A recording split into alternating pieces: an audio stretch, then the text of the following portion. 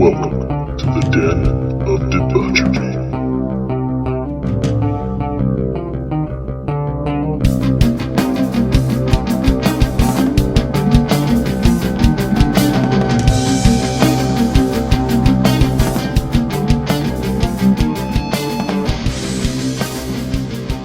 Well, Kevin, at one point you wanted to flip the script and you wanted to interview us. So, well, yeah. So I wanted to talk to you guys because I previously had a very brief podcast with a friend of mine years ago, a long time ago. Mm-hmm. I was on one episode the podcasts were still quite new. Yeah, and now every fucking Joe has one. Yep. So to speak. Yeah, but, you think I didn't notice you were throwing that venom at us just now? What venom? Now fucking everybody's fucking going. everyone. Every fucking retard has a fucking podcast God, now. well, just throwing the R thing word is, around like it's nothing. Well, the podcasts in general now are at least getting more specific to. You got your gaming podcasts, and you've got your business podcasts, and you've got it's a good way to get information out. Besides, then you've got your debaucherous podcast.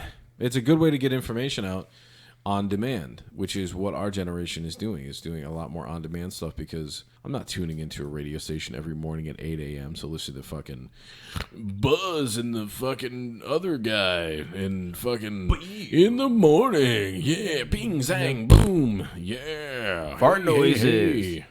Welcome to Zabadoo and the Cricket.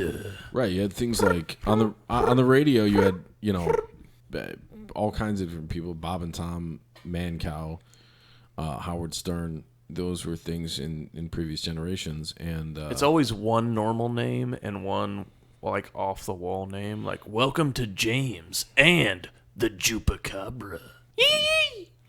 Yeah. They were getting stale, so people have been able to turn it around and do podcasts now. So a lot of what we listen to are comedy podcasts. Yeah, that's like the only so I thing wanted I to know listen to. Your Mom's House, Joe Rogan, Bert Kreischer, fucking Theo Vaughn. I listen to all of those that you mentioned. I listen to Congratulations, Crystalia. Yep. God, I know I'm missing one because I just thought about it. I listen to Andrew Centino's. I love Whiskey Ginger. It's a fucking great. It's very one. good. So, what really inspired you guys to do a podcast? And with that, what you guys are both considered doing open mics. Yale has done one. Mm-hmm.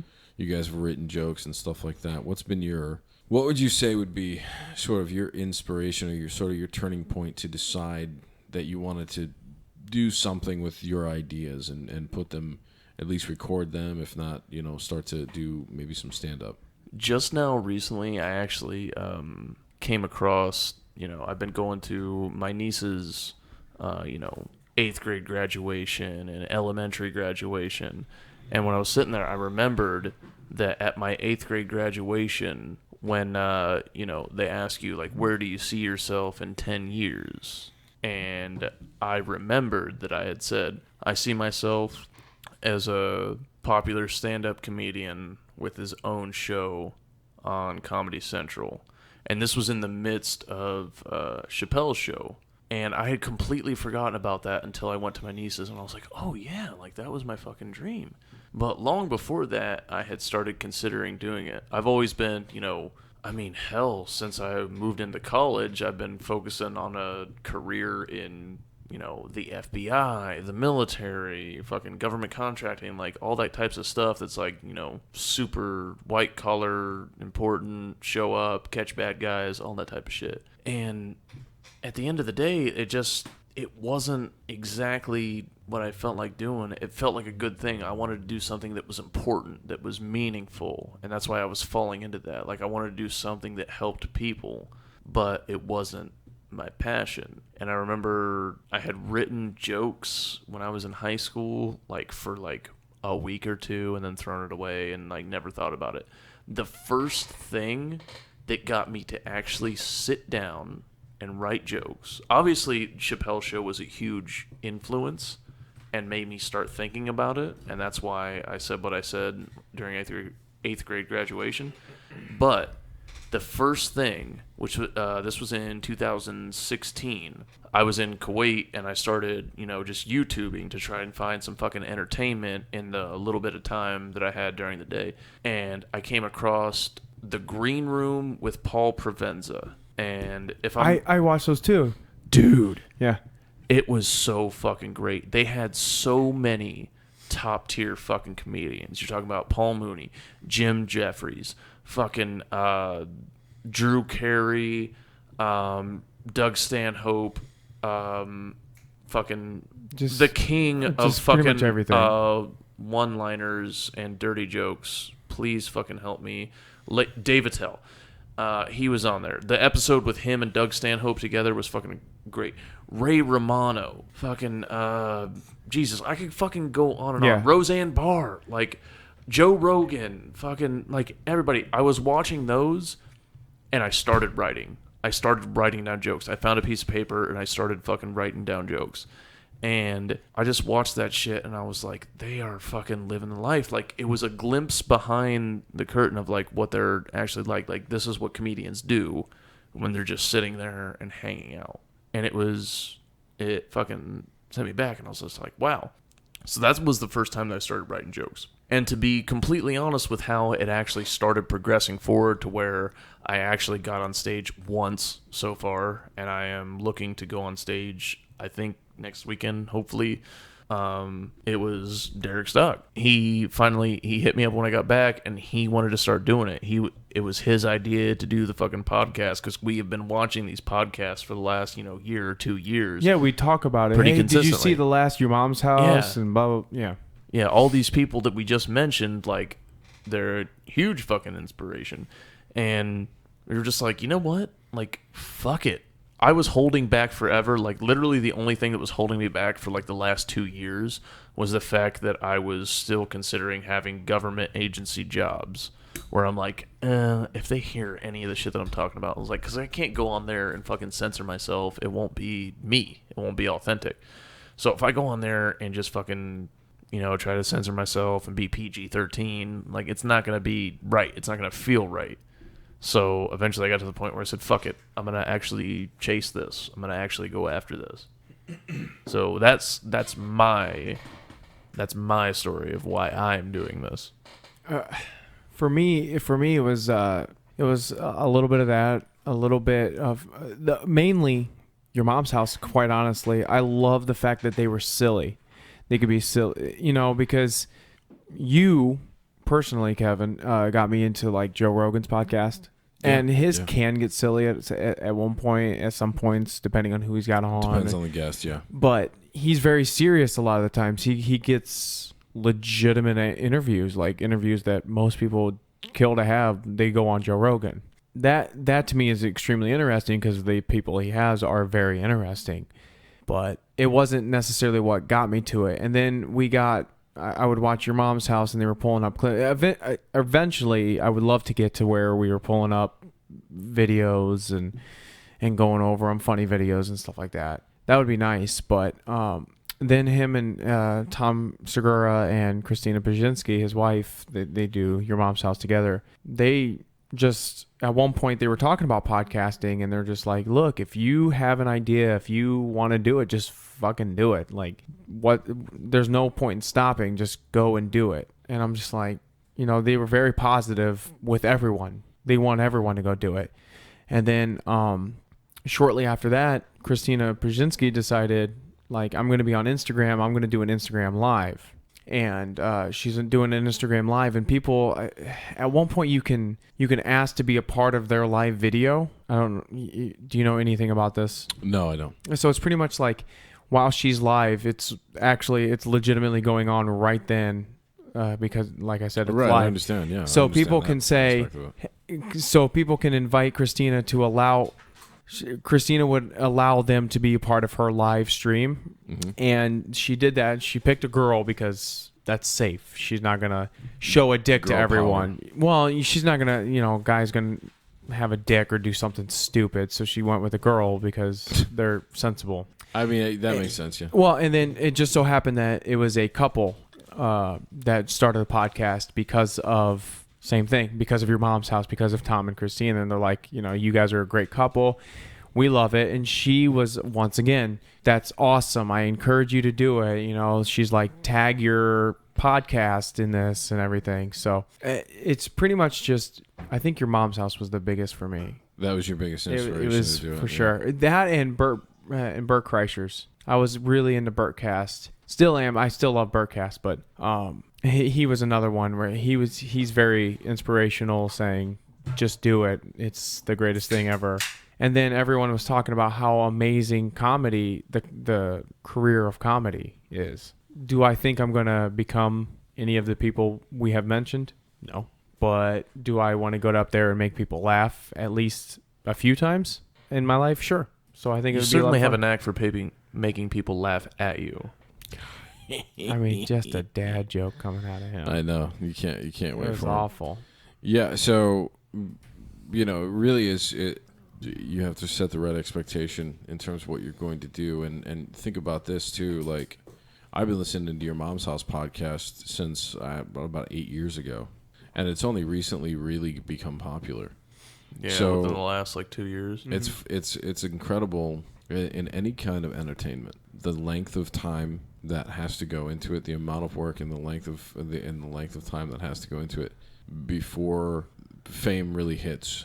There's so many people that you think of them as overnight successes, but they're old when you meet. They've been grinding it out, especially with stand-up. They've Just been go, fucking. Yeah, I mean, so many of them lose money on fucking gigs. They're getting paid $300 to do this, but they have to buy a $250 plane ticket and pay for their own fucking hotel, and then pay for the plane ticket back. They go fucking broke in the first 5 to 10 fucking years. Straight up. And whether it's a musician or a comedian or somebody that paints fucking paintings with oil paint, it's these years that occur. Which is pretty much a useless talent with the invention of the camera. I guess so. I mean, it just kind of depends on what they're painting, I think. What do you want to see? I'm like, well, I'd like to see, lily pads in a pond. I'm like, okay, I'll go fucking take a picture of it. I don't need to paint it. It's like, wait, I got a wallpaper like that. Let's fucking bring that up. Yeah. That comes on every fucking Dell laptop. One of your options for a background is a fucking lily pads on a fucking pond. It's 4K. I mean, it doesn't get any Yes, but I hand painted this. And I was like, yeah, and it doesn't look like the real thing. It almost looks like the real thing. But still, there are people that want to do that. And I will not pay $400 for it in a coffee shop. Right. But some will do it. Some will. Some will fucking pay that money. That's and there are artists that are going to grind it out and hone their skills and finally make that break. So in the meantime, it's been my experience that, setting your expectation to whether you want to make it or not, ideally the idea is to have a good time in the process. Yeah. Because if you have an opportunity that presents itself, all the better. But if you're enjoying what you're doing in the meantime and you're really making something happen, set some small goals, I guess. But, and those would be little things that you guys achieve and do that and really have a good time in the meantime. Yeah, I've been really aggressively in the last week pursuing open mics. And there is an open mic in Findlay. And at a coffee shop. Yeah. And they said that they are, and I said, hey, based on your website, it says it's only musicians. Do you do comedians? Can we sneak in there? And she said, yes, but keep in mind there are children in the audience. And then I was making a joke, being like, oh, so should I say adult humor is unwelcome? Ha ha ha. And she just said, yes. I was like, okay, so that's a no. I was told, go in there and say one, just, have a real quick, hard joke and get kicked off. Yeah. We'll talk You know what? We should do that. Yeah. We'll talk off the podcast we've developed, my friend and I have developed each developed our own completely clean sets and then just go right into the dirtiest thing and see how long we can stay up there on the stage before we are asked to leave. This girl's licking my asshole the other night. This kid knows what I'm talking about. Yeah, this little 12-year-old boy doesn't. Well, when I did it at fucking Lima, and I went up there, I had my set planned out, this is going to be the first time, I've worked on it for fucking days, I'm like, okay, I'm ready to go. I walk in there, and there are children. There are children everywhere, and a bunch of people that are a minimum of 60 years old. And my first thought is, oh my God, I can't do any of the jokes that I've planned. And I start fucking sweating. And also, I had been sunburned. And also, I had chugged coffee because I got there early and I drank 2 cups of fucking coffee while I was sitting there. So I am now geeked out on caffeine, sunburnt as fuck, and now having to come up with a new plan because I feel like I can't do any of the same fucking jokes. And then I walk up to the girl that's fucking running it. Her name's Amy. And I said, hey. And I was like, how do we feel like about adult humor? She's like, well, there are kids in the audience, so you might want to gear it, towards your audience.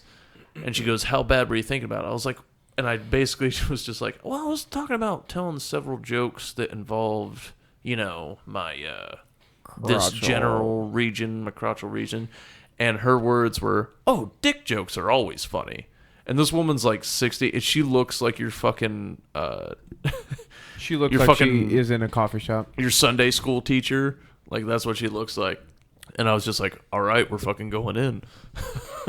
I went to a Catholic school, so I got to skip Sunday school. Oh, look at you. I didn't skip Jesus. No. I just skipped Sunday school. No. So I didn't find out till I was an adult. Like, how like your memories are all fucked from the time you're a kid. Like, you remember things a certain way, and then people that were adults were like, no, that's not how it happened at all. Sort of. I find that adults have a tendency to exaggerate. Or, in your case, disappear completely. It never really. He was never there. Yeah.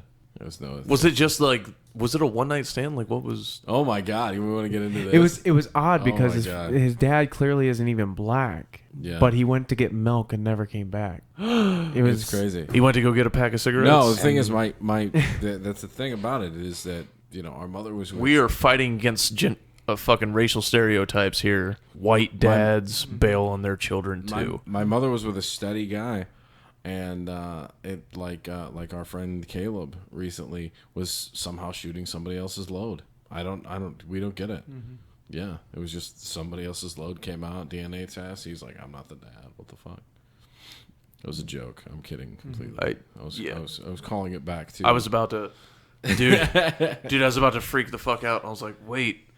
Have we been thinking one person was the villain all along when really the M. Night Shyamalan twist is all along the villain was really No, so many girls get pregnant in high school, and our mother was one of those that got pregnant in high school, and she didn't kill me. Yeah, that's the most impressive part. Like, you're so easy back then too. Dude, your existence is 100% attributed to fucking the negative stigma that would come with. Yeah, and there's so much about it too, because it's like, really technically my destination, like my existence is like destination stomach. Yep, that's where you should have ended up. I should have ended up there. By the way, my favorite insult that's ever been uttered is when you tell somebody the best part of you ran down your mom's thigh.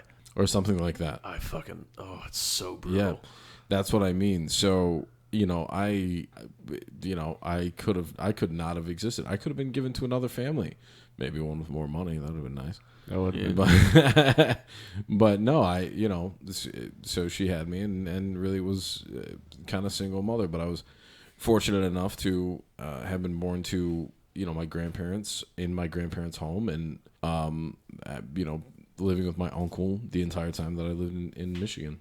And so there was no loss of anything, really. It wasn't like, I don't know what a dad's all about. I had my grandfather, my uncle there. I had my mother and my grandmother there. I was like, everything was absolutely normal to me. Yeah. I went, I did all the things that a kid would do, and then some. There was always somebody there to watch me.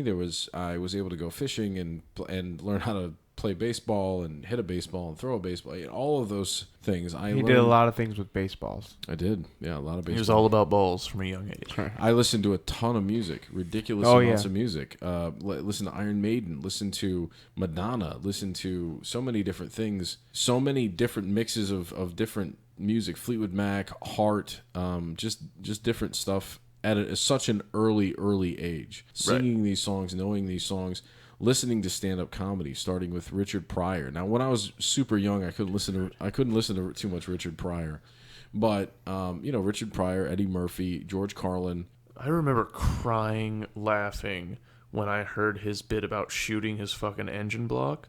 When he was talking about his wife was going to leave, and he comes out with a .44 Magnum and shoots the engine block of his car, and then talks about like the police start showing up, and his fucking line is, "And I leave because they don't shoot cars, they shoot niggars," and fucking crying, fucking laughing. And I just think it's so beautiful that even with a super racially charged word, that a dude that's no longer with us can make a fucking 12-year-old white boy cry laughing. Yeah. So there was so much of this that happened that it wasn't like, it was kind of weird actually when my mom started dating our dad to me. So I was like, I didn't know what to call him or what was going on necessarily, and then it was talked about that we were going to be moving, and I didn't really know what that meant too much. And then we moved, and I realized that we were considerably far away from the family that I was used to. So that was about the biggest shocker for me. But yeah, I mean, it's talking about my origin story, just probably mostly because you didn't realize that Derek and Jordan are technically half brothers. Yeah, which one glance I should have obviously realized it. Bald ginger versus two full head of hair. I am not Lebanese-looking motherfuckers. My beard is red. Yeah, Listen, when he you're had hair, a it was filthy, black. disgusting ginger. All right, and stop pretending like you're I'm normal. gonna I pull don't my care fucking how pants much you down. dyed that beard. I'm gonna I don't pull care my how pants much. down and show him my fucking bush. All right. I don't care how much fucking dye you put in that beard. You're a filthy ginger. All right. Yeah, I know. I do have ginger in me. Unfortunately, there's no doubt about that. So speaking about, you can go from red beard to Captain Blackbeard, but we all know what you really are. Thank you. So thinking about these kinds of things from the aspect of listening to comedy early and that kind of stuff, what were, obviously you talked about Pryor and things like that.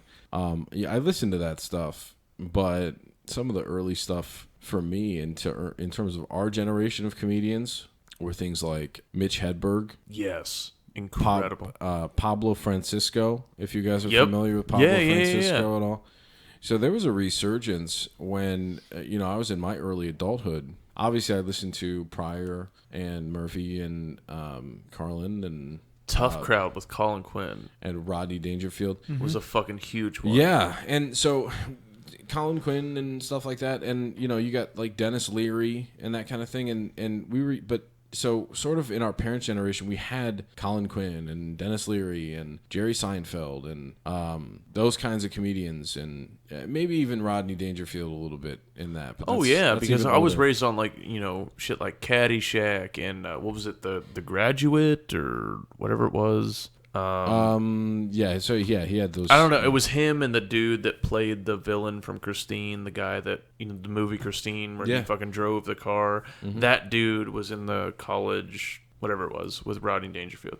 Right. So Caddyshack was a fucking huge one. It was a huge one, obviously, and it was not just his movies. His stand-up was unreal, and he had Dangerfields. But so then. There's a couple of things that happened that I think were sort of really spawned our generation that were not. That maybe, I mean, this was even prior to Hedberg and stuff like that, but a guy called Bill Hicks, if you're familiar with him.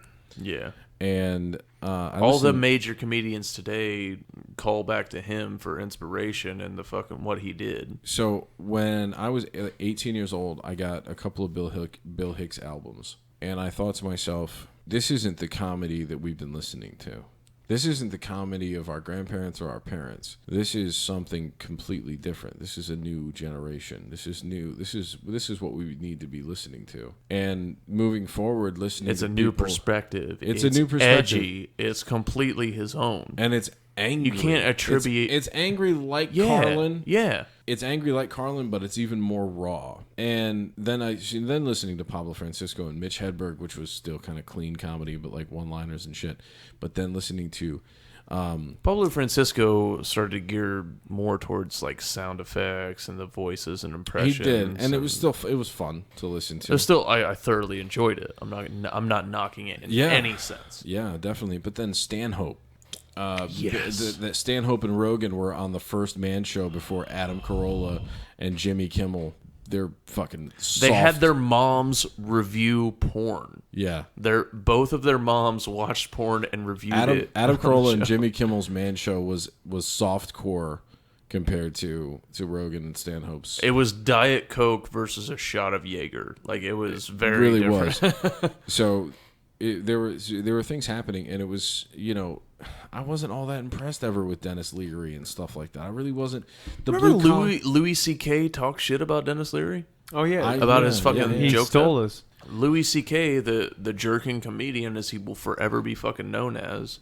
Which, to this day, unless somebody tells me fucking something different and some new evidence, he asked for permission, got permission, and then did what he did, and everybody can go fuck themselves that isn't okay with it. Because if I've never asked for permission, I've always read the situation.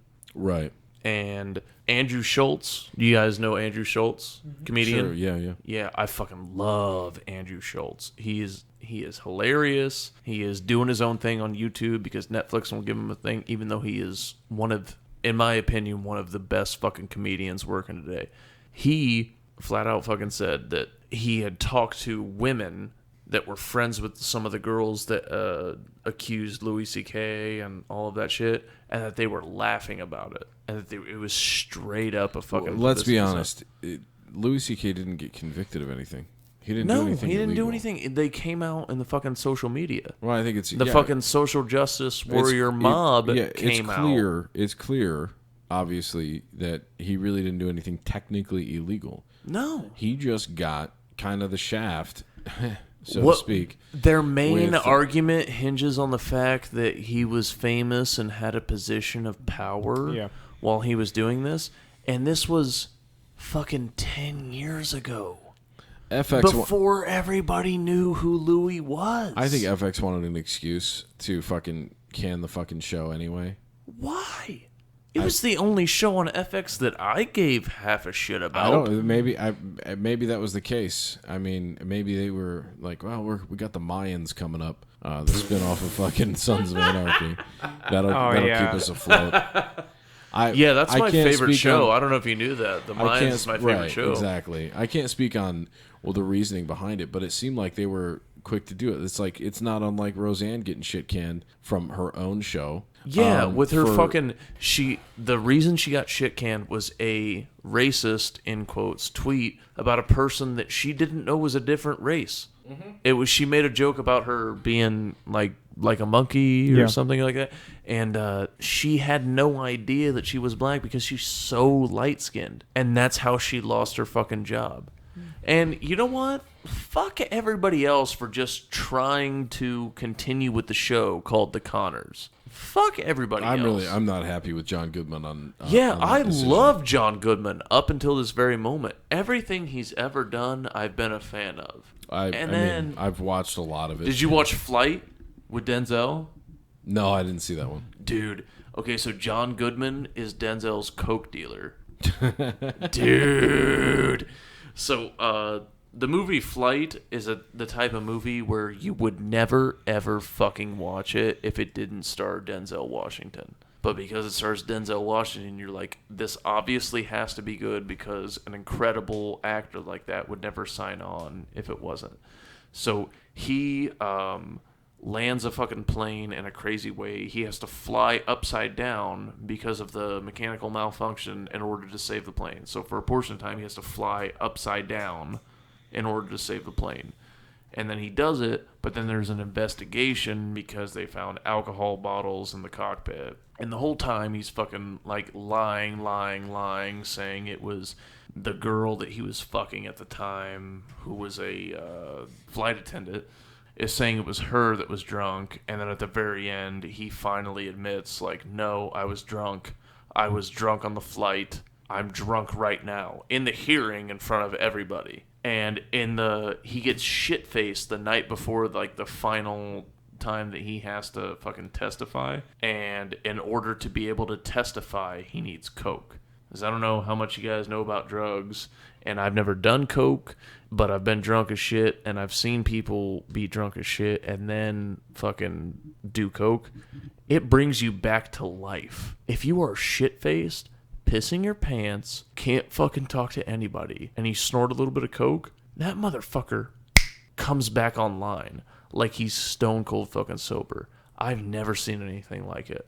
We could talk bad about drugs all day, but that shit is magical. That shit is not fucking You gotta real. find the right combination, I guess. Dude, I watched a dude, I watched him pass out, I watched him piss his pants, I watched him throw up while he's unconscious, which means he needs to be on his side so he doesn't fucking choke to death.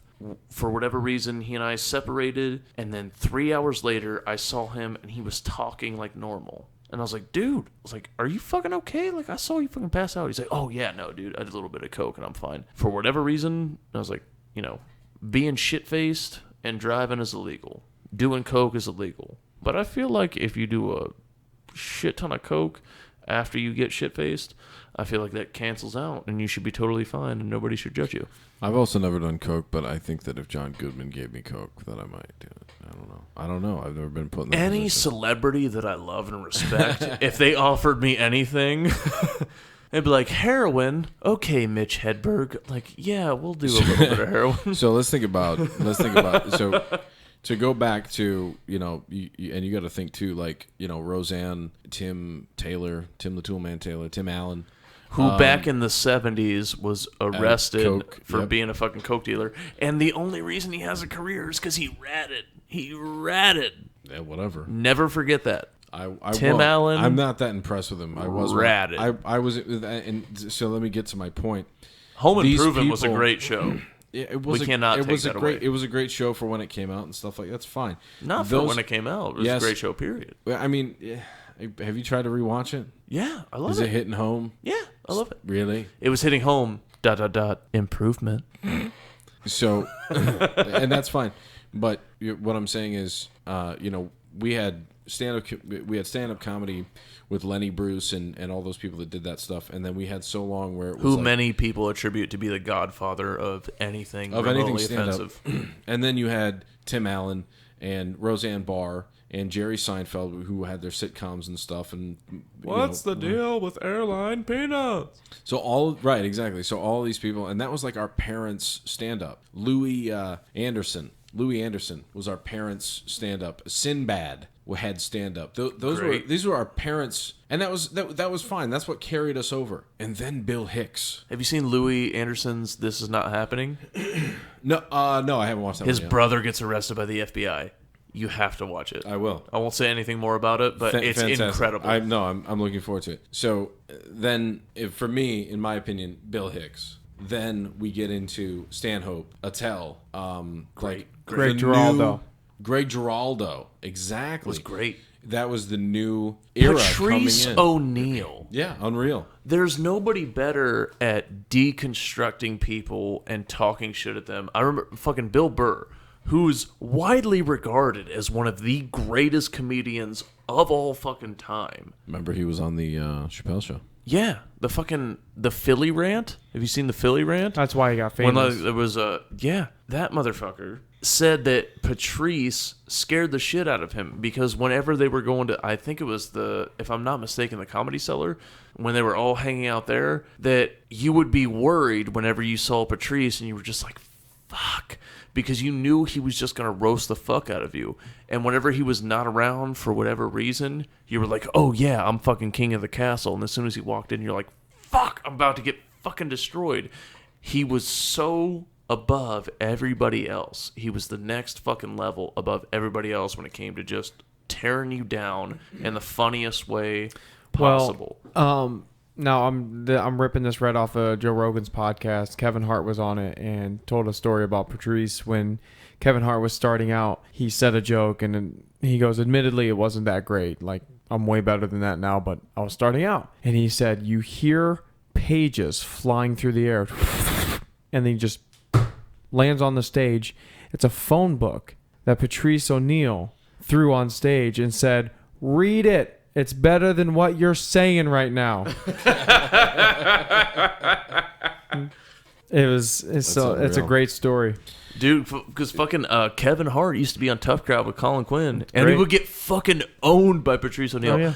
Probably Everybody would. Kevin Hart is probably the biggest richest, highest grossing comedian out there right now. I can't think of anybody who's bringing in more revenue and more popular across the board. As a stand-up? As a stand-up, actor, anything. Well, if you combine all of those things, yeah, most definitely. But I that's the thing. When you talk about revenue as a stand-up, he's probably bringing in more revenue as a stand-up than anybody. I mean, yeah, you can argue greatness all day. He's and got just a following. Skill. He does, yeah.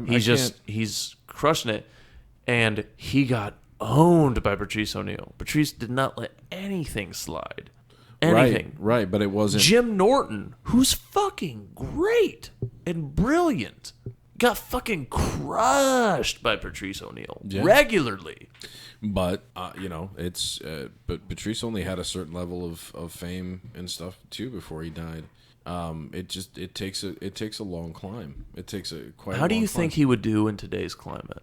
Like now, the climate's starting to shift where it's not so much. PC is starting to slowly come back into, where it was like 5 years ago. I think Patrice would have found his niche like Jeff Ross has. You know what I'm saying? I think he would have found his platform, whether that would have been on Comedy Central or Netflix or whatever the situation may be. I think he would have found a place where he was going to be able to be Patrice O'Neal, in my opinion. Bill Burr's done it. And that's the thing, too. I got to give major credit in the early 2000s to Comedy Central, because Comedy Central did what Netflix has been doing the last few years. Right. They brought a lot of people to the forefront. Dane Cook. And that's a big thing. Dude, I'm not going to tell you. Dane Cook brought himself to the forefront. I'm not going to tell you that absolutely 100%. When Dane Cook hit in the early 2000s, I was 100% on board. That guy made me fucking die. I loved it. In the midst of his huge popularity, I was in like 7th, 8th grade. In the midst of his huge popularity. When he was doing his half hour and stuff like that, I played that over and over again. I fucking downloaded the Comedy Central that from half hour where he's in the fucking black tank top. Yeah. Fucking doing the pouring water on himself, being the fucking alien. Yeah. Yes. It was awesome. It was fantastic. His first couple of things on Comedy Central killed, and then his fame sprung from there. Now, what he ended up doing with a lot of films and stuff like that, he rose so fast. Yes. So quickly. Mm-hmm. He was bigger than Kevin Hart. Oh, yeah. At a certain point. But before that point, he was on fucking MySpace message boards, his websites, fucking emailing people. He saw the future before it happened. He sure did. There's been comedians since then that admitted that like Dane Cook was way ahead of the curve, and the reason that he rose is because he was grinding that shit out because he saw what was happening. He was utilizing platforms that other people were not on. Yeah, bigger comedians weren't on those platforms. Yeah. They were relying on TV to catapult them. That was still seen as the thing. Where Dane was using that's dying out where slowly, where more people were, Dane was there and nobody else was. But he was also fucking really funny. Yes. You know what I mean? He was still really It may have been basic bitch, childish like humor at certain points. Yeah, I still enjoy it. Funny as shit. Yeah, I really enjoyed it in my late teens, early 20s. It was really good. Did you see him on your mom's house when he was talking about recording the one at fucking Madison Square Garden? Yeah, sure did. He had no prep. Most of his set was improv, and he's in Madison Square Garden, and it is still a solid fucking routine. Yeah, it really is. But I mean, it's because of that. That's insane. It's because of his schedule. And I think the same thing can be said about Kevin Hart. Mm-hmm. When you do the other things that are taking up so much of your time, your stand-up suffers. And Kevin Hart's stand-up has suffered majorly, as you know. I agree. It's suffered majorly. He's not. Have you seen the reports that comedians in cars getting coffee? Coffee and fucking Jerry Seinfeld had Eddie fucking Murphy on, and they are now in talks about giving Eddie Murphy a hitload of money to come back and do a Netflix special. I'd like to see that. And everybody will pay to fucking see that bitch. Whatever platform it's released on, just because he's Eddie Murphy. That motherfucker released 2 specials in the fucking 80s. Hasn't done In stand the movie up theater. since, and is still widely regarded as 2 of the best specials ever fucking released. Yeah. This is the same guy that did Norbit, and people still respect him because of his fucking comedy specials. If you would fucking have to build your platform based off the movie Norbit, Did you guys hear fucked. any of his stand up prior to Delirious and Raw? no. It's phenomenal. I mean, I heard the albums that were leading up to it, but so much of the material was on that because it a was, lot of it was. prepped for- A lot of it was, but not all of So it. technically, yes, I guess I have, but so much of it was ready for And that. then that's the thing too. Like he started, like he did these. He was starting to do films and stuff like 48 Hours and Beverly Hills Cop and stuff like that. But then once he I started like his how you movie mentioned career- 48 Hours first. Nobody knows that film. I feel like you and I know that film, and maybe 17 other people in America. There was 2 of them. There was 48 Hours and another 48 Hours. 48 Hours. 48 Hours was before Beverly Hills Cop, I believe. No. No. You sure about that? I'm absolutely sure because he had the 90s. Hey, Jamie, can you bring that up? Jamie, Google.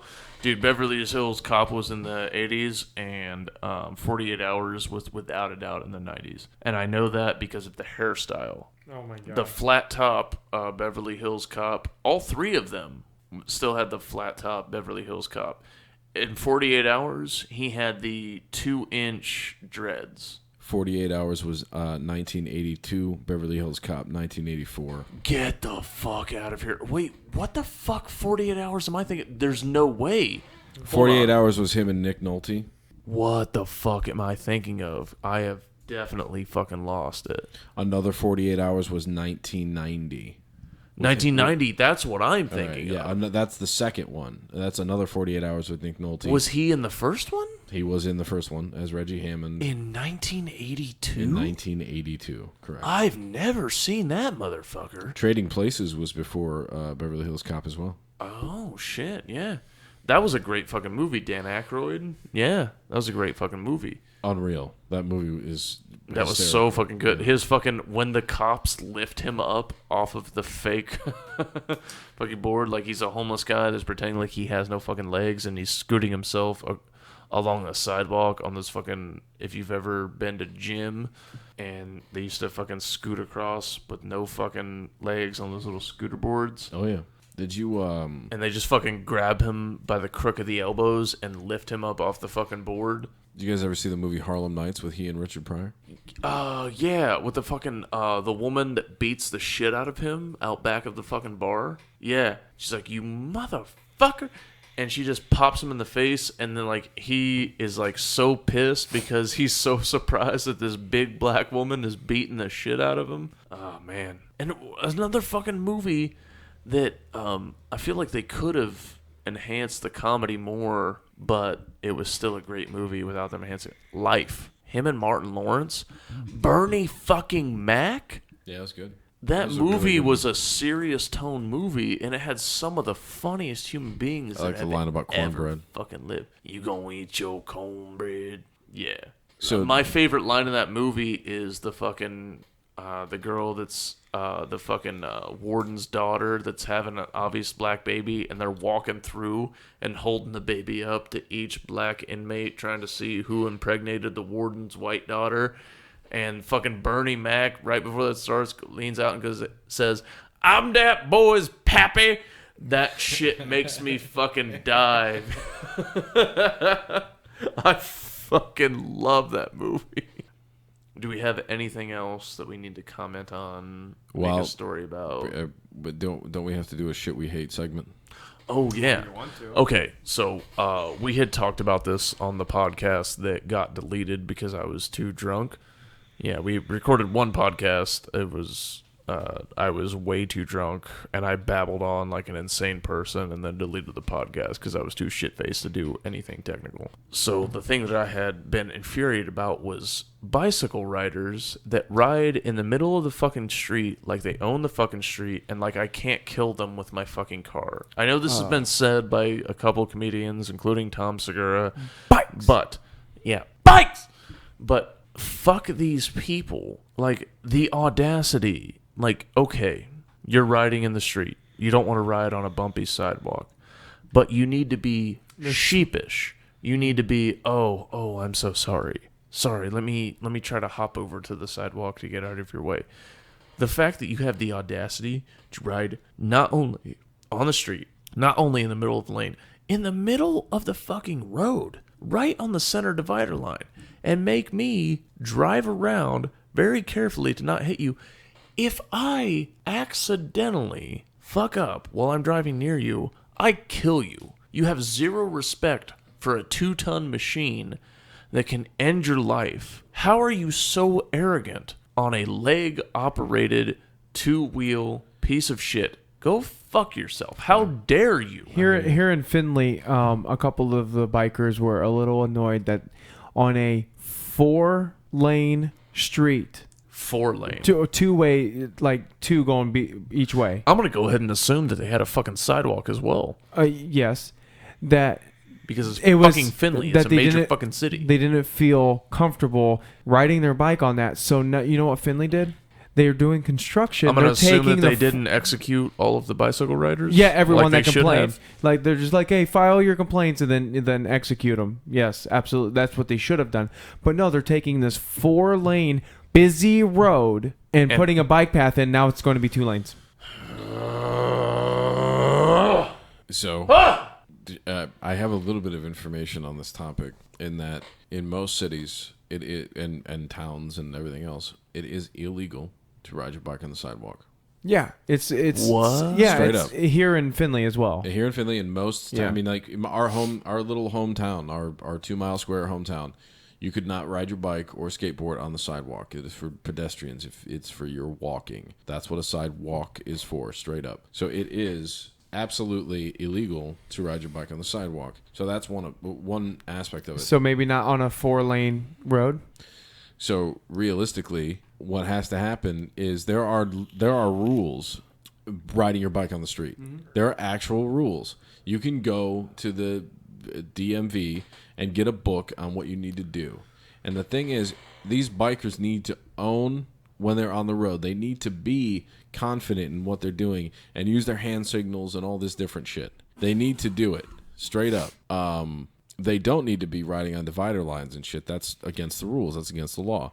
But like, if you're riding a bike on the street, you're supposed to get in the left-hand turn lane if there's a left-hand turn lane. You're supposed to be there. Legit. So there are a lot of laws already in place that require somebody riding their bike a long distance in an established town or village or city that you're supposed to abide by. These are rules that you're supposed to follow. And it pisses off drivers. It really does. Mm-hmm. But I think what pisses me off about it is when I'm stopped at a stoplight and then like somebody rides their bike like in between cars and stuff like that. If you're not following the rules, if you're not doing that correctly, then it should be your fault. It's unfortunate that anybody that aggressively waves like, you should know this shit, you should go around me, fuck you for not knowing. Nobody knows the fucking bicycle rules. Just get the fuck out of my fucking way. Yeah, it's almost like unwritten rule. It's the lack of respect for something that can fucking kill you easily. Anything that inconveniences me, even remotely, I'm not a fan of. I don't like bikes on the side of the road where I gotta fucking drop down to 8 miles an hour until oncoming traffic is stopped so I can go around his fucking bitch ass. Yeah, but you also don't like stairs because that requires you to put forth, for normal people, for able-bodied people, it's fucking easy. But yeah, well, at least, see, your porn, not a thing. My porn is going to get me a lot of money, so... Our fucking... I'm serious about this. You should seriously start recording some fucking porn. Yeah, we know. Okay. I will fucking produce it. It'll be what about you? Super intense genre. For me, it's another mild inconvenience. People who exit through the enter at like Walmart. Okay. So I'm walking in and I have to move out of my way because someone's fucking coming out. of the enter, and it pisses me the fuck off. I do that shit all the time. If there's nobody in my way. I know, and I brought it up on the lost episode. But there's never anybody in my way when I do it. It happens every time. I'm walking in, someone's with a fucking cart full of bullshit, and me and my fiance have to go around it just because they wanted to not fucking walk 10 extra feet to go to the other side. It's the same fucking deal. Nope. There's enough room for everybody. Oh, listen to you. There's enough room for the bikers on the fucking road, too. How about that? Go fuck yourself. Don't be that pebble that just creates a fucking current for no goddamn reason. Let everyone go in the proper door. You go out the proper door, and everything goes perfectly. There are goddamn rules in society. You were just complaining about things that have rules in society, and now I'm weird for bringing up a rule. Anything that bothers you is super inconvenient, but anything that benefits you shouldn't even be a rule. Yeah. I think at the same time, I think that kind of goes for everybody. There are certain things like, it's a rule. That's okay. It's a rule. It exists. But if it makes way more sense, like if there's a building where it's like, well, this is an exit, but I can go in it, and it gets me closer to what I'm trying to buy. I go in there because it's a lot easier. And there's nobody in my way. Yeah. Always. Someone's in my way. I'm going to walk 12 feet to my fucking right to walk in through there. Correct. When the thing literally automatically opens up. If they really didn't want people to walk in that side, it wouldn't automatically open up, detecting my motion from the outside. If it was supposed to be only an exit. I'm not just going to follow arbitrary rules because they're in place. That's the only thing. That fucking door opens for me, and there's nobody on the other side, and you want me to walk 12 feet further to then turn around and walk 12 feet back the other way to get back to the other side? Man. Go fuck yourself. Hey, man, no fucking apply way. the same logic that you have to, like, bathroom doors. It says females, but it's fucking closer, so I'm just going to use this fucking bathroom. That's how stupid you fucking sound right now. That's not the just same. go in the fucking in any enter fucking or way. exit. Yes, it has a sign. If I was didn't walking give a shit, through the fucking exit, if I was walking into the fucking Walmart through the fucking exit with my dick out, maybe you might have a fucking solid point. Nope. But my dick is secure, and everybody's vaginas and titties and taints are fucking secure. What do you think goes on in the bathroom? It makes bathroom? no fucking sense. It has nothing to do with who might see anybody's private Here's my parts. logic. Here's my logic, though.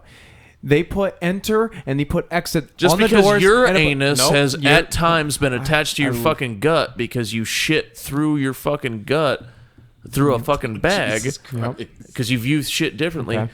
Every normal person, and yes, I'm saying you're abnormal and you're not as good as the rest of us We for get having it. functional I love actual when you draw shit intestines and out. anuses. Yes, you may see things differently, but I'm better than you.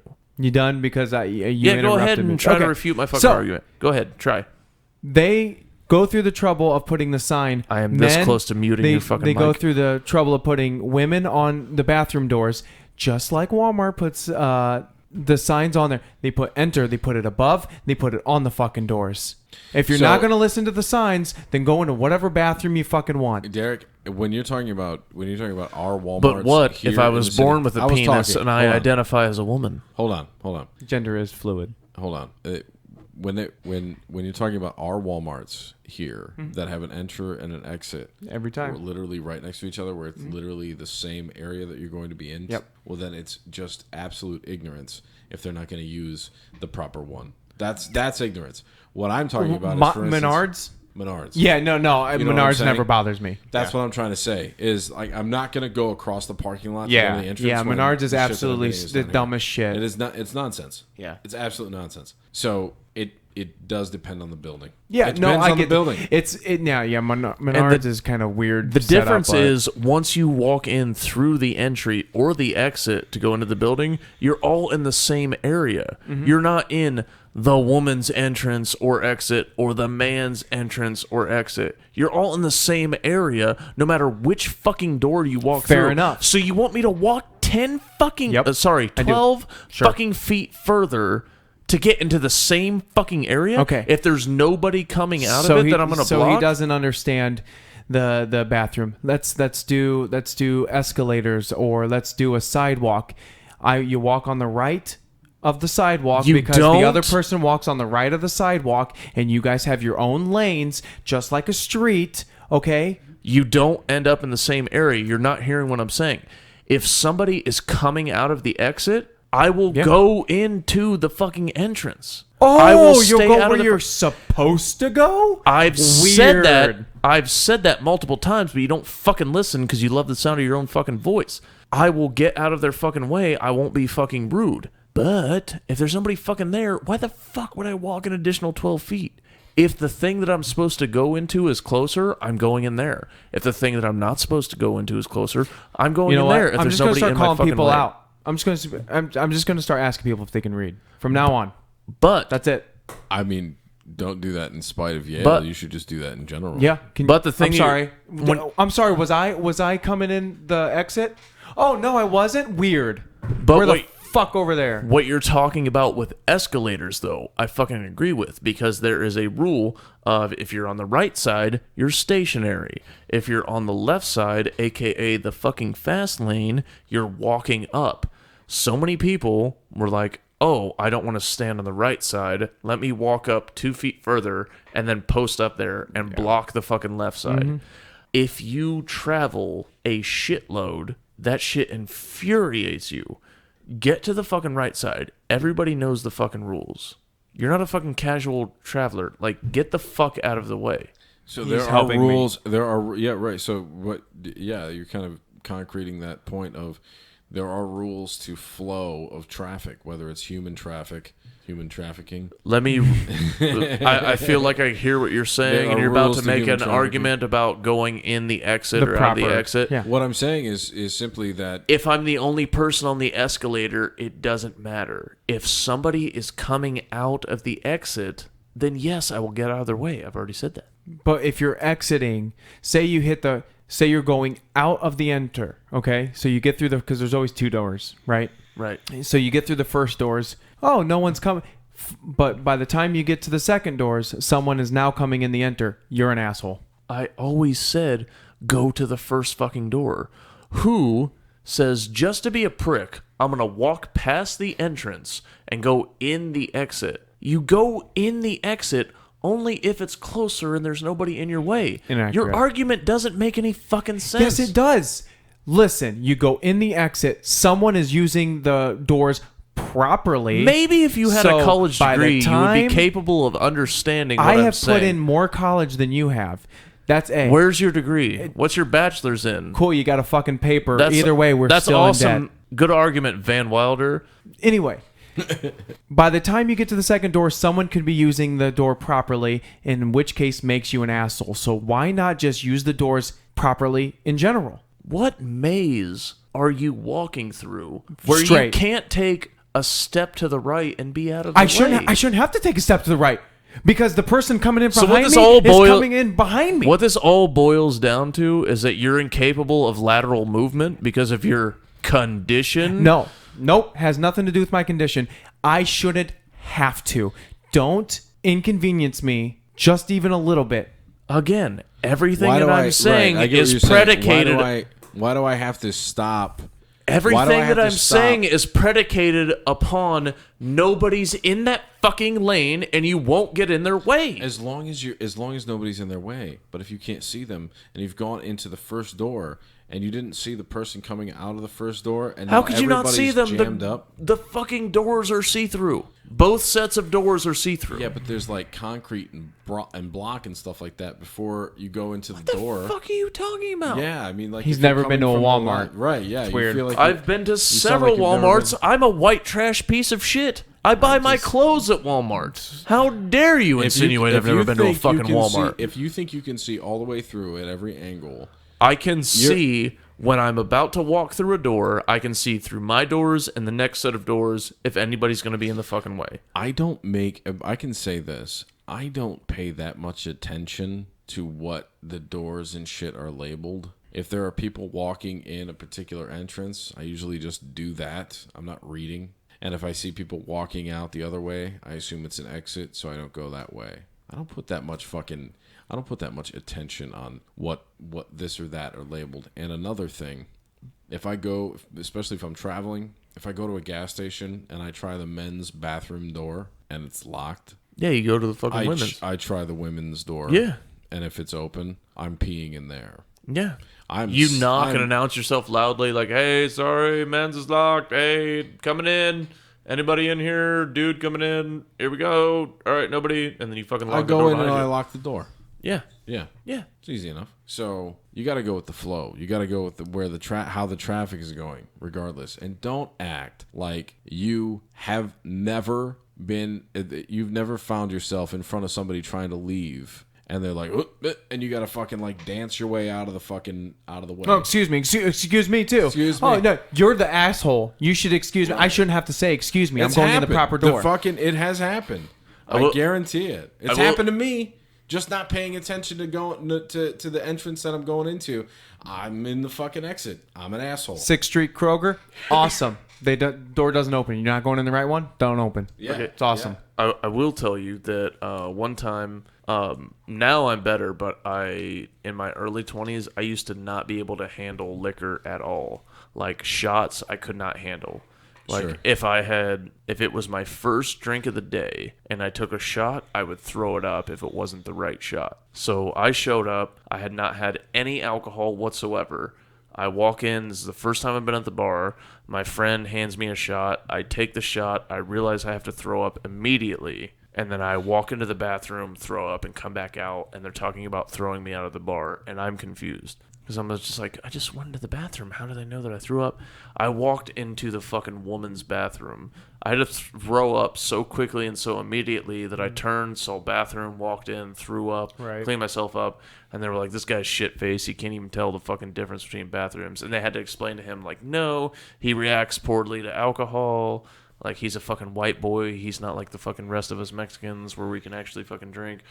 And the shit was insulting, and I'm like, hey, Tequila. I come from white Probably. trash. We can drink. Was your shot tequila? Yes. If you were hanging out Yes, with it them? was Patron, and Patron is the worst for fucking me. That's what rough. I'm saying. Yeah, that'll Okay. get you. Great. Wrap it up. You should always wrap it up. I wish you could wrap it up. Never pull out, never surrender. Exactly. I want to thank everybody for tuning into this fucking episode. Thank you, Kevin, for coming in. Thank you, Derek, for, I guess, being here sometimes and not contributing anything as usual.